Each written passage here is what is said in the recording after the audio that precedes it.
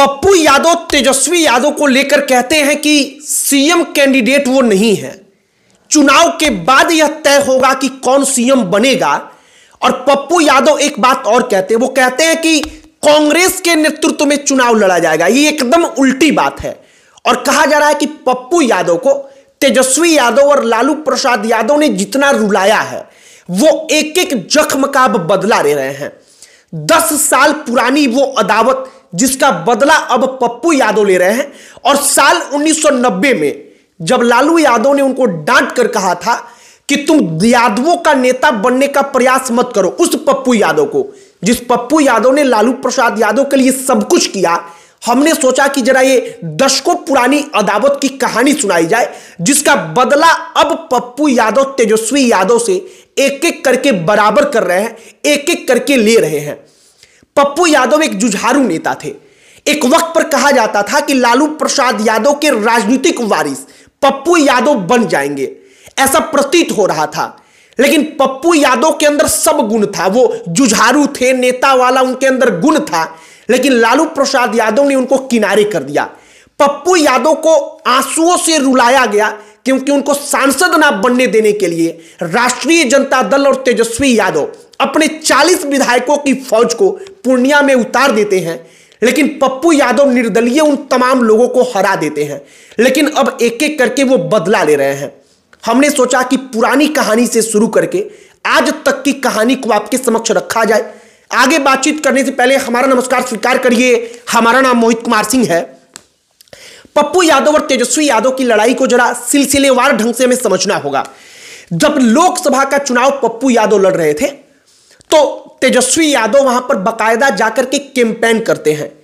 Campaigning तो करते ही करते हैं, लेकिन इसके बाद वो वहां पर अपना कैंप लगाकर 40 आरजेडी विधायकों को कहा जाता है कि उतार दिया गया। वो 40 के 40 विधायक एक अकेले पप्पू यादव से लड़ने गए थे।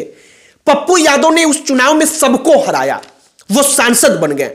लेकिन पप्पू यादव को पता चल गया था कि लालू यादव और तेजस्वी यादव के मन में उनके प्रति कितनी नफरत है, कितनी घृणा है। पप्पू यादव इसके बाद चुनाव जीतने के बाद अब एक एक करके उनका बदला ले रहे हैं, बदला निकाल रहे हैं। वो बार बार कह रहे हैं कि ना आरजेडी नहीं, कांग्रेस के नेतृत्व में चुनाव लड़ा जाएगा। कांग्रेस बड़ी पार्टी है। वो एक और बात कहते हैं कि महागठबंधन में सीएम कैंडिडेट डिक्लेयर करके चुनाव लड़ने की परिपाटी नहीं है, परंपरा नहीं है। कोई सीएम कैंडिडेट नहीं है। चुनाव के बाद जब मीटिंग होगा तो उसमें तय होगा कि कौन मुख्यमंत्री बनेगा। अब इसी से हमने सोचा कि आपको साल 1990 के दौर की एक कहानी सुनाई जाए। लालू प्रसाद यादव के लिए कहा जाता है कि पप्पू यादव ने सब कुछ किया। लालू यादव के कहने पर उन्होंने किसी को दागने से भी परहेज नहीं किया। गाहे बगाहे इस बात को कहा जाता है, किसी को ठोकने से भी परहेज नहीं किया। लेकिन लालू यादव ने बदले में उनको क्या दिया कि साल 1990 में जब लालू यादव को लगने लगा कि ये पप्पू यादव कहीं यादवों का नेता ना बन जाए, तो उन्होंने टिकट तक नहीं दिया। और पप्पू यादव को जब टिकट नहीं मिला तो पप्पू यादव निर्दलीय चुनाव लड़े और चुनाव जीतकर विधायक बने। अब आप एक और बात समझिए। साल 1990 में भागलपुर के नवगछिया में एक कांड हो गया था। वहां पर पप्पू यादव पहुंच गए थे। वहां पर हमने एबीपी न्यूज का एक रिपोर्ट पढ़ा। उसमें कहा गया था कि लालू यादव ने पप्पू यादव को अपने ही अंदाज में डांटते हुए कहा था कि तुम यादवों का नेता बनने का कोशिश कर रहे हो, ये कोशिश छोड़ दो, मत बनो तुम यादवों का नेता। और इसी के बाद विधानसभा के चुनाव में उनको टिकट तक नहीं दिया गया। पप्पू यादव हालांकि जुझारू थे, निर्दलीय चुनाव लड़के वो विधायक बन गए। और इसके बाद क्या हुआ, इसके 2 साल पहले की एक और कहानी है। साल 1988 की बिहार में नेता प्रतिपक्ष का चुनाव होना था। नए नेता प्रतिपक्ष चुने जाने थे। अनूप लाल यादव यादवों के नेता के तौर पर पिछड़ी जातियों के एक और बड़े नाम, बड़े नेता, वो पप्पू यादव के फूफा लगते थे।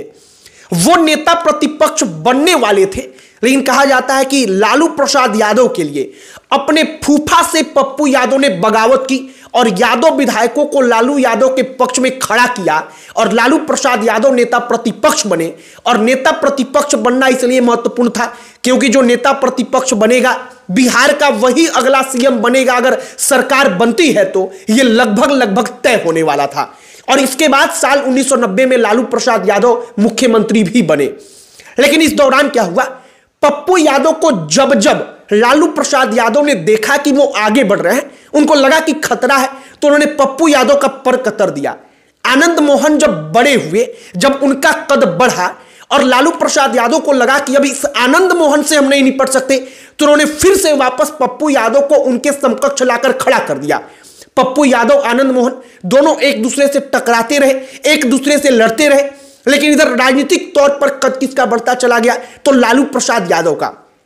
बाद के दिनों में पप्पू यादव के बारे में कहा जाता है कि वो भी मन ही मन मान रहे थे कि लालू प्रसाद यादव की विरासत हम ही संभालेंगे। उनके अंदर वो गुण था, जुझारूपन था, वो एक नेता के तौर पर संघर्षशील थे। लेकिन लालू प्रसाद यादव को अपने बेटे को राजनीति में स्थिर करना था। जब अपना बेटा राजनीति में आया तो पप्पू यादव से रिश्ते खराब हो गए।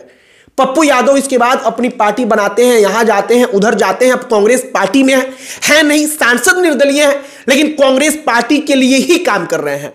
और कहा जा रहा है कि पप्पू यादव उन तमाम पुराने हिसाब किताब को अब बराबर कर रहे हैं। जब वक्त था लालू प्रसाद यादव के पास, तेजस्वी यादव के पास, तो उन्होंने पप्पू यादव को बर्बाद करने के लिए कोई कसर नहीं छोड़ा। उन्होंने अपना एक भी प्रयास नहीं छोड़ा। आप पूर्णिया का उदाहरण ले लीजिए, 40 विधायक वहां पर कैंप कर रहे थे। पप्पू यादव के विरोध में 40 विधायक गए थे पूर्णिया में कि लोकसभा के चुनाव में पप्पू यादव को हरा देना है। लेकिन इसका परिणाम क्या आया? राष्ट्रीय जनता दल के उम्मीदवार का जमानत जब्त हो गया पूर्णिया के लोकसभा सीट पर। और आरजेडी का जमानत जब्त हो जाना यह बड़े शर्मिंदगी की बात है। आपको हैरानी होगी कि आरजेडी जैसे दल, आरजेडी जैसी पार्टी का लोकसभा के चुनाव में बिहार में जमानत जब्त हो जाए उसके कैंडिडेट का, तो यह स्वीकार कर पाना, पचा पाना इतना आसान नहीं है। लेकिन ऐसा हुआ था, पप्पू यादव ने वो करके दिखाया था। और अब पप्पू यादव के हाथ में पासा है, तो वो तेजस्वी यादव को सीएम ना बनने देने के लिए एक एक बात बोल रहे हैं। और पप्पू यादव अब बता रहे हैं कि आपने हमको जितना रुलाया है उस सबका हिसाब हम आपसे करेंगे।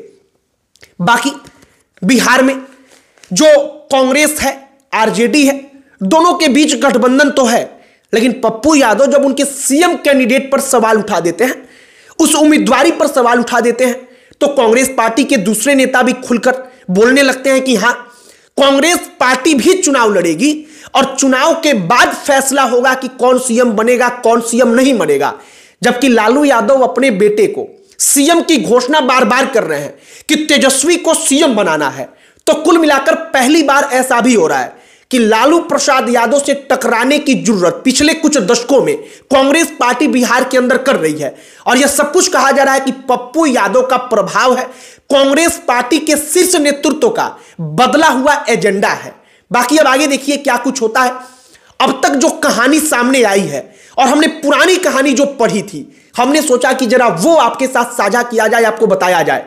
आपकी इस पर क्या प्रतिक्रिया है, कमेंट बॉक्स में लिखकर बताइएगा। वीडियो यहीं पर समाप्त करते हैं। अंत में हमारा परिचय, हमारा नाम मोहित कुमार सिंह है। बहुत बहुत धन्यवाद।